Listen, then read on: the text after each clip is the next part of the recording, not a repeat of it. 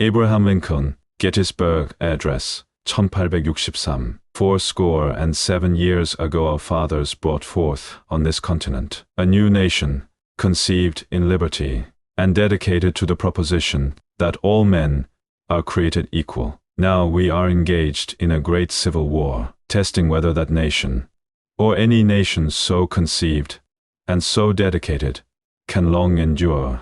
We are met on a great battlefield of that war. We have come to dedicate a portion of that field as a final resting place for those who here gave their lives that the nation might live. It is altogether fitting and proper that we should do this. But, in a larger sense, we cannot dedicate, we cannot consecrate, we cannot hallow this ground. The brave men, living and dead, who struggled here, have consecrated it, far above our poor power to add or detract. The world will little note, nor long remember what we say here, but it can never forget what they did here. It is for us the living, rather, to be dedicated here to the unfinished work which they who fought here have thus far so nobly advanced. It is rather for us to be here, dedicated to the great task remaining before us, that from these honored dead we take increased devotion to that cause for which they gave the last full measure of devotion,